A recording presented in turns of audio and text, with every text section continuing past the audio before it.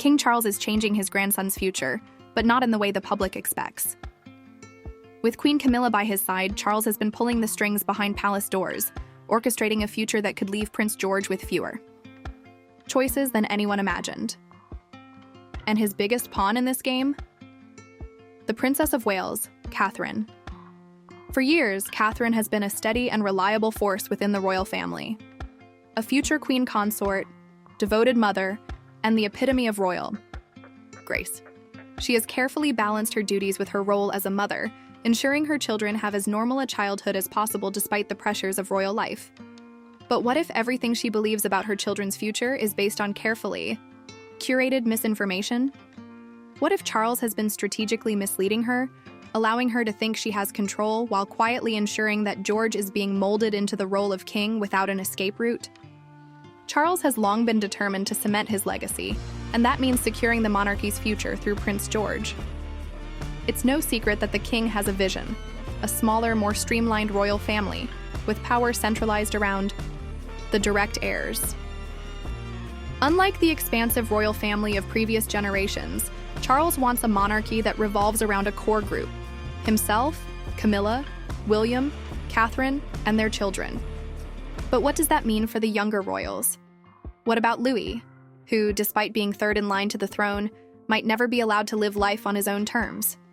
What about Charlotte, who has already been compared to Princess Anne, a woman who sacrificed personal happiness in service of the crown?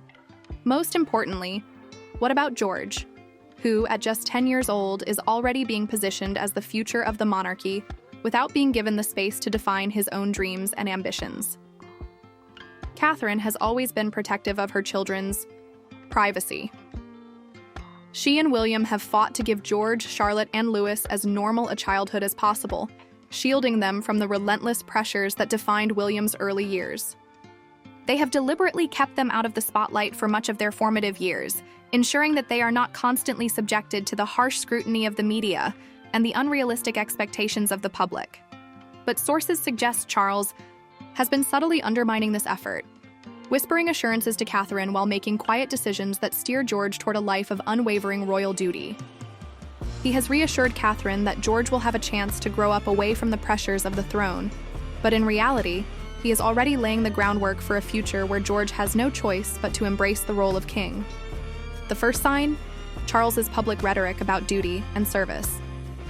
Since ascending the throne, he's doubled down on the importance of responsibility and devotion to the crown, reinforcing the idea that George must be prepared for his future role far earlier than William was.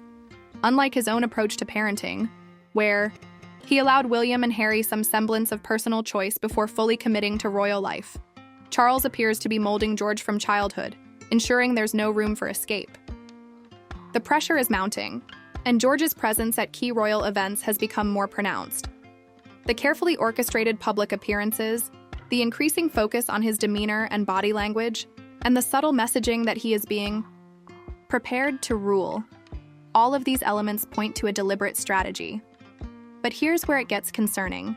Catherine has been led to believe that she still has control over the pace at which George is introduced to royal life. In private, Charles assures her that George's education and upbringing will follow the carefully balanced approach that she and William have fought for. He tells her that George will be able to make choices about his own future, that he will not be forced into a role he does not want. However, behind closed doors, decisions are being made that slowly pull George deeper into royal obligations. The shift is subtle, but undeniable.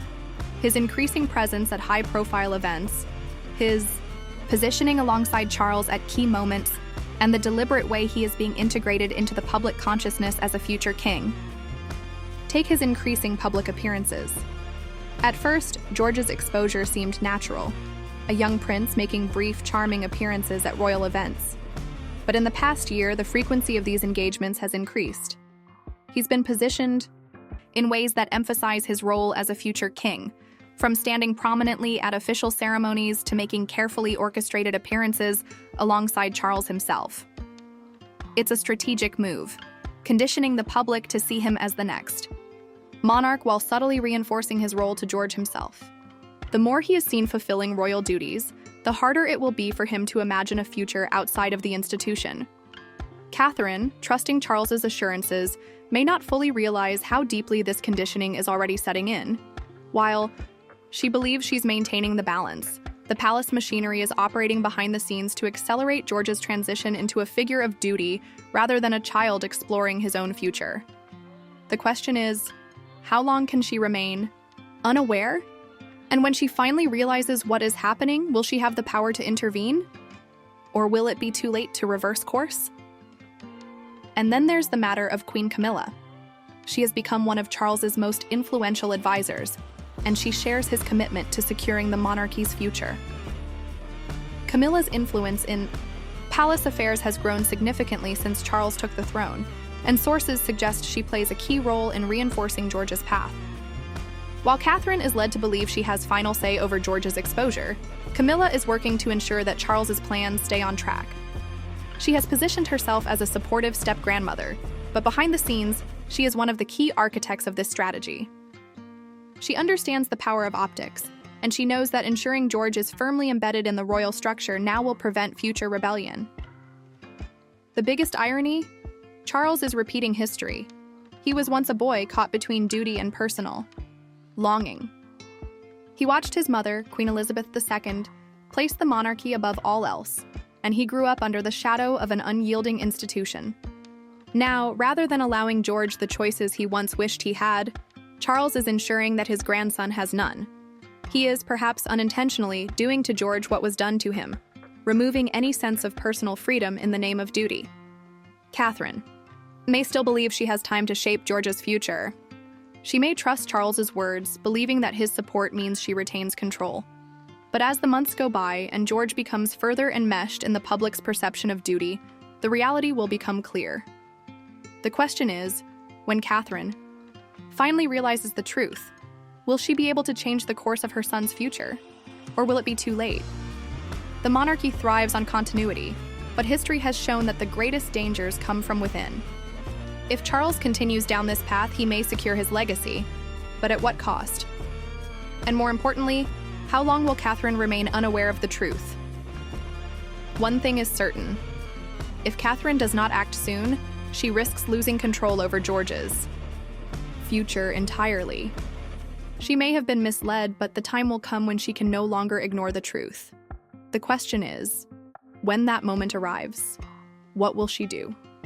And will it be enough to change George's fate?